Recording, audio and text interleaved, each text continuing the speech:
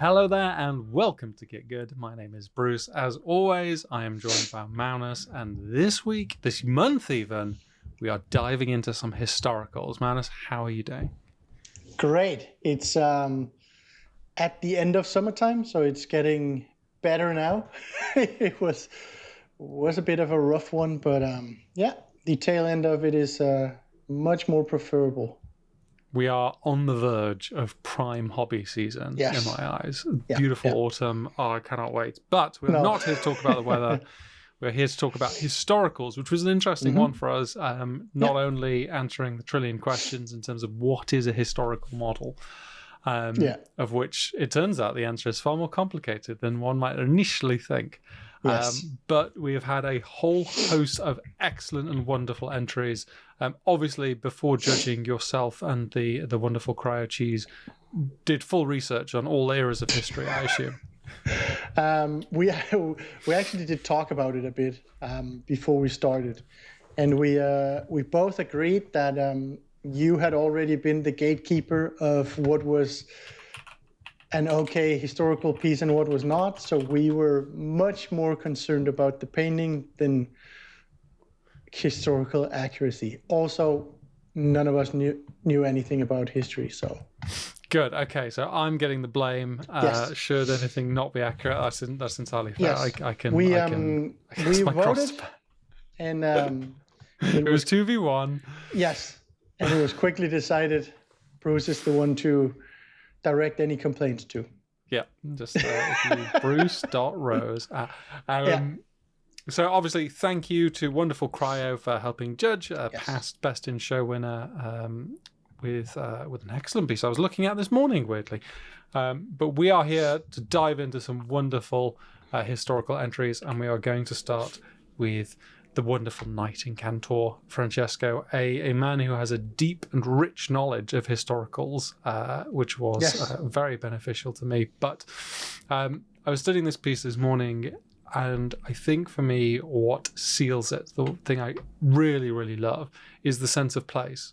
I think obviously with historicals, there's that very easy sense of, well, everyone should be on a battlefield and it's all military.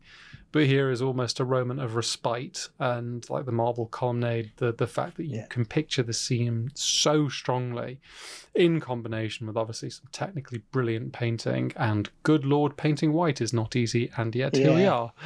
It certainly stands out to me.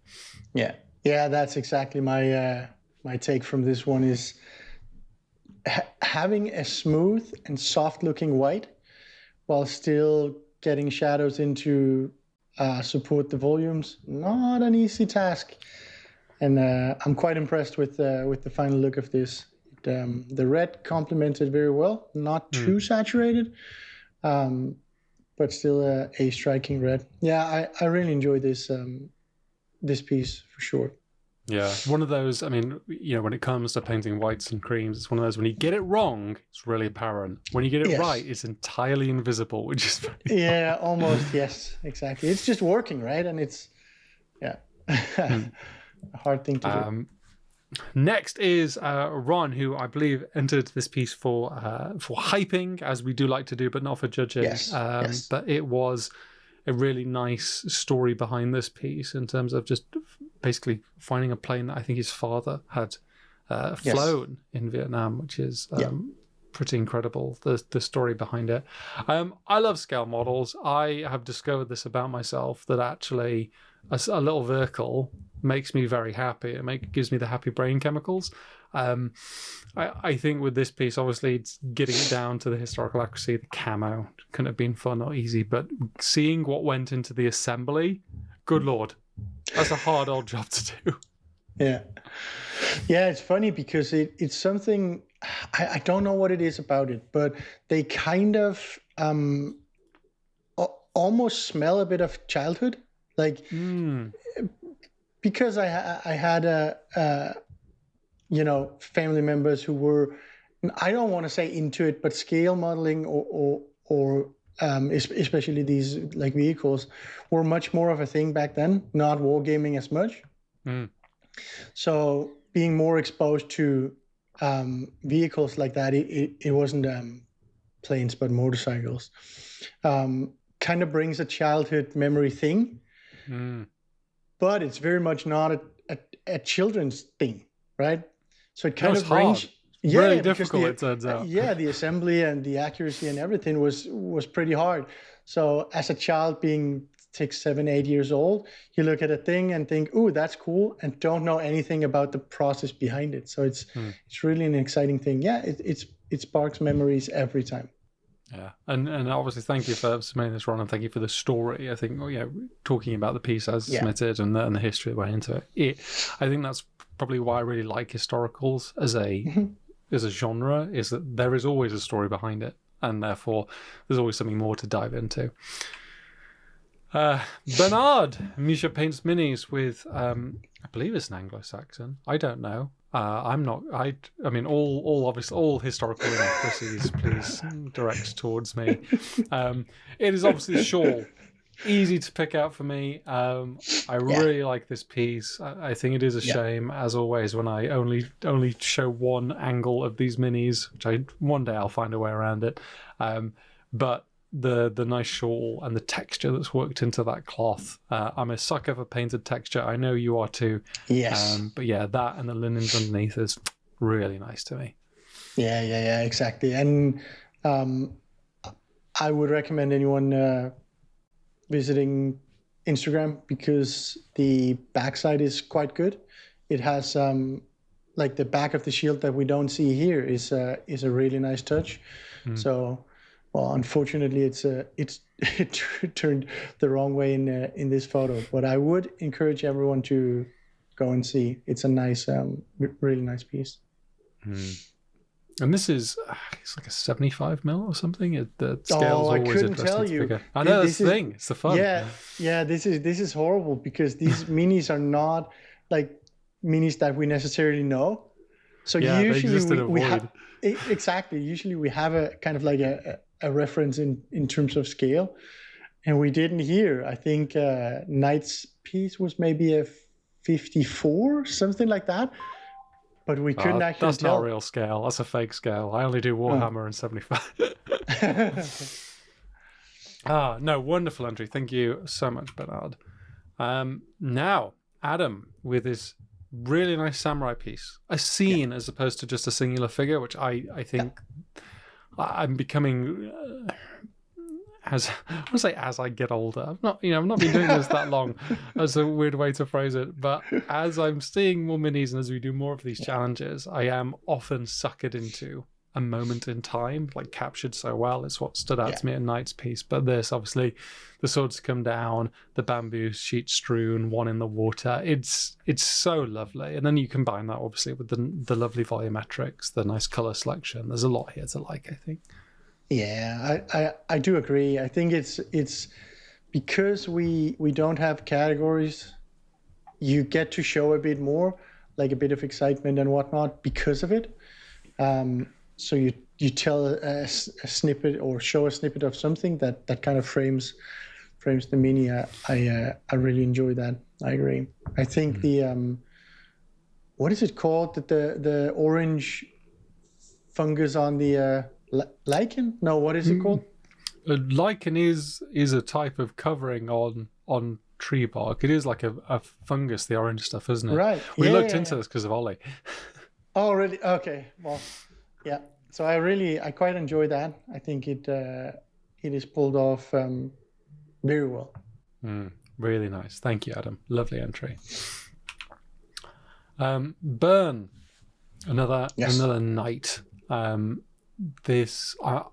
The color choice here is so striking to me. Like this blue teal just glows seemingly, and yet doesn't feel out of place in regards to the historicals. Like gives a real nice clear sense of light direction, gives it this real bold feel, and then in combination with like the shiny metallics, yet still matted down in all the right places. It's a really nice entry. This. Yeah, I agree. I thoroughly enjoyed having cold in the whites and combining it with the teals, and then having a warm face. I really like the contrast between. And I think another thing is it kind of has this complete feel in terms of rendering and style. So because sometimes you can get into a point where you kind of maybe over refine some areas in context, because you maybe don't do it everywhere. And this one feels like everything basically had the same attention. So I quite enjoy that kind of coherent rendering. Yeah, a singular complete piece, everything's the same. Yeah, nice and polished and finished. It's really nice. Yeah, excellent entry. Thank you, Burn. Lenny, he decided, I'm going to do some true metallics. And it's a lovely set of true metallics. The bit that stands out to me, though, is the beard. I truly love the beard. I think there's a lot of warmth in the face, which obviously contrasts slightly with the scene itself, which is ever so slightly threatening. But for me, that beard, the old man, is tasty. Really nice. Yeah. I want to point to the staples around the the neck scarf cloak thingy. I do love me a nice stipple texture. I've heard it said about you, stipple cloth is the way to go. Yeah. No, if you want really to win nice. my heart, just stipple. Just put the time in. Yeah. Yeah, really nice. And obviously, metallics that shine, not matted down too much, yet still not blasting in your face. And in the world of very hard to photograph, definitely shines through. Yeah. Casper, the wonderful Casper Wonderboy painting with just a little moment in time. Again, just a real sense of place, real sense of isolation. This, for me, is where there is this lovely blurred line between like the purely artistic portraiture and taking a mini and giving it a sense of place and direction and artistic vibes. This is that for me. Really, really dials into a scene, a mood, and an era almost, which, again, as I said before, like we often expect army people in historicals. Yeah, this just shows doesn't have to be that case, and it can be rendered really beautifully. Yeah, I completely agree. This is quite moody and quite like emotional. I think I quite like that it is a bit like rougher because it kind of fits the mood. We looked at it a bunch, and I think it's a kind of a special piece because it's so different from most other things that Casper paints, but also most other things that I would say we as a community paint. Right? Yeah, absolutely. Which I think that's probably the reason I love these challenges. It's almost like a moment of a bit of respite, a bit of a breath outside of the usual. Really lovely entry, Casper. Well done. Gerb with the APC. Another one of those scale models that I am just love. I'm not going to swear on this record. Really tasty entry. I think for me, it is the weathering. Good weathering on a tank makes it feel battered, beaten. Well, not tank, APC, whatever it is, the vehicle. You got the rust on the undercarriage, the chipping on top, the rusting on the railing. The gun is well maintained. It all tells a story. The weathering for me, and this is full of it. Really like it. It's the scene for me. It's a tank on a concrete street with children playing there, or they used to at least. Yeah, so it's the story and the scene for me, actually. Yeah, certainly when you consider all that's going on in the world right this very moment, it's a poignant reminder as much as anything. Yeah. Really clear vision on this one. Well done. Really nice entry. Kimmy with... See, now, these boys in the olden days, this is what I like. If you're going to war and you're going to war dressed as a fancy lad. Yes. Like, there's going to be violence, but everyone's going to look good doing it. Really nice. The standout for me is the helmet. It's TMM, but correctly rendered, such that the shine is right on. Yeah. Unless it's not TMM and I've been hoodwinked, in which case it's really good NMM, but pretty sure it's TMM with the right matting. But yeah, really nice. Yeah, I really enjoy the eyes. I think they are quite striking. They are in a quite a clear thing in this painting. I quite enjoy that. Very well done. They are not that easy. They are small.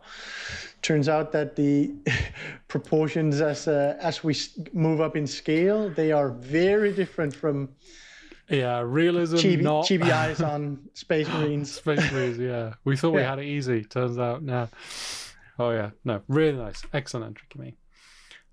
Zeev, who, I mean, this piece is I think everyone that tackles it is like, I'm gonna have to do a lot of real striking NMM if I'm doing it in an NMM because not only I think with a knight you're always dealing with the fact that it's in all likelihood outside, but you're dealing with some very complicated volumes on this piece, and yet it passes the thumbnail test, it passes the glance test, and when you look at it, you really see the amount that's been worked into the detail on the metals. It's the standout part of the model. And it's really well done. Yeah, I agree completely. I enjoy the different colors that are put into the metals, and I really like that reflection of the wood in the, what is it called, that round thing? The rondel, the thing. Yeah, okay, yeah, those. Yes. The shoulder boob thing. Yeah, exactly. I don't know what they're called. Rondel, I guess. Yeah. Rondel. I think you know what? If we're historically wrong, please direct your emails to me, and I'll tell you. Yeah, I really like the wooden reflection in the one to the left. It looks very, very good. Yeah, really nice playing at the golden angle there. Tasty work. Excellent entries, Eve. Yeah. Young Ross, I hear, has a future ahead of him in the painting world. Yeah, he might. Yeah. Decided I've done some really good entries, giving myself 48 hours. I'm gonna give myself a month and see what I'm gonna produce. And he produced this. It's the face for me. There's a lot I like about this piece, but it's considering that it turns out Henry VIII was a bulky man, large man.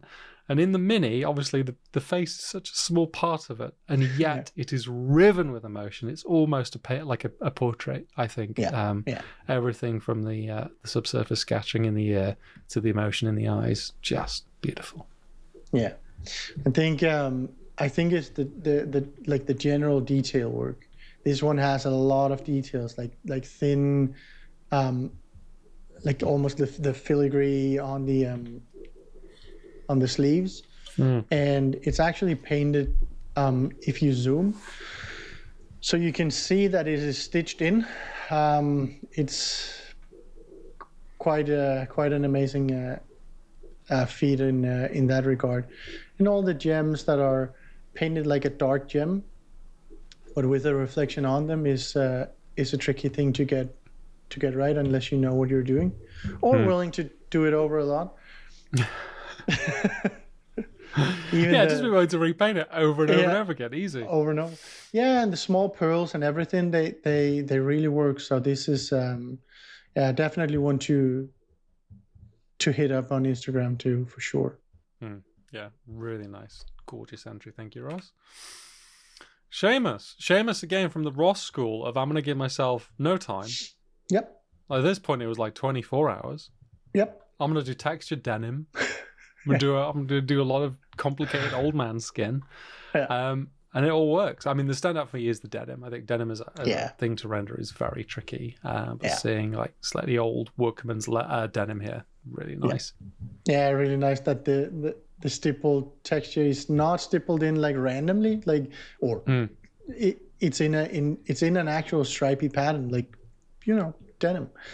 So it really, really works. I do really enjoy the skin. I think they nailed the look, the spotting, and the kind of, you can see that it's an old person, right? Not only from the wrinkles, but also from the coloration and everything, right? Yeah. And just like the gaze, You know, it's one of those things that you don't get the eyes painted in like you had. Like that's an artistic choice, and that very forlorn, almost. Yeah. God, what else could I be doing at this moment? Yeah, really nice to see in the piece. Really excellent entry. Agree. And then finally, the one and only Ted got his mantis shrimp eyes out again. He did. Went ham. Do you think he will ever present something that just looks like a regular person would have done it, or do you think he just go never ever conforms? Never ever, absolutely not. I'm gonna do what I want, and it's gonna be rad. No, really like there's the making this color choice work with this figure is so hard, and yet it does. You say this color choice, and it's like, well, all the colors are in there. Yeah, this color choice of everything. yeah, it's kind of wild. I enjoy seeing them every time. Every time I see a piece from Ted, it's just holy moly! It's striking. It's yeah. No one else does it like that. I enjoy that so much. Yeah. And even with this color selection, the fact that you see those nice clear reflections in the neck guard and things like that. Yeah, really tasty piece. Lovely entry, Ted. Congratulations. Right. Got some winners. Yes. That's the entries. 13 entries. Very technical category. So perhaps a few less entries than we might ordinarily see. I think also, it was hot month. And people were vacationing and everything. So I was actually surprised that we had a full 13 entries. So thank you for everyone submitting. Thank you for taking part and fighting the texture build-up on the paints as you move them from the palettes to the model with everything just drying. Yeah. So our bronze winners this month are Ted, Gerb, and Adam. Yes. What made these bronze for you, my fine judgy friend? I think it was the rendering and the storytelling for us. We quite enjoyed these pieces in regards to being like complete in their setting or their style. Yeah, really nice. Yeah. Congratulations to our bronzes and our silvers. We have Lenny, Seamus, and Burn.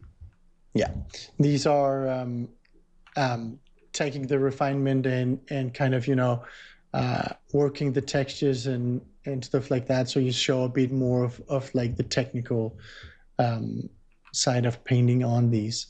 Fantastic pieces. Well done, guys. Yeah, really nice across the board. And finally, our gold winners this month. If I get the slides ready. We have lovely Zeev, Ross, and Francesco. Yes, this is attention to detail, complicated metallics, general rendering is what made these stand out. Yeah, apart from the others. Yeah, lovely. Amazing pieces. And our best in share this month. Yeah. Goes to Ross. Yeah, fantastic. Perhaps. It is. I think if we are going to be completely frank, this one was a clear winner. It was like a step above, even to the point of like taking a platinum over. It's just complete. Every detail, everything has been looked for, and the harmonious color choices and. The almost like the portrait style face, and it's a fantastic piece. I wouldn't be surprised if I saw this at a competition someday in the wild. I'll be disappointed if I don't see it in the wild. Let's say it that way instead. We will be disappointed if we don't. And obviously we've buried the most important thing, which is it has a girthy rod. It has a As very we know, girthy that rod. is the secret to the highest level of busting is a deep girthy rod. Yeah. Right. Absolutely.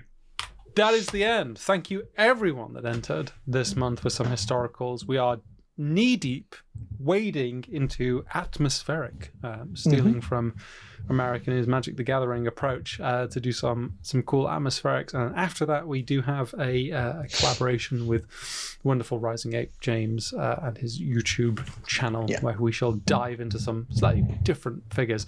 But if you watched this far, if you enjoyed it, thank you so much for taking part. Please do check out the Discord, the wider community, if it's of interest to you. If you like these challenges, if you would like to get involved, please throw your hat in the ring. And otherwise, well, I guess, Manus, any final thoughts on this month's competitions before I close us? I think my main thought was that it felt like I was on more of a deep water than I have been before. But I really like that people did homework before and kind of research what makes a historical piece, and then submitted their entries, even though it was a rough month of painting. So thank you to everyone. Perfect. And on that note, until next time, thank you so much, and paint something beautiful. Goodbye. Bye-bye.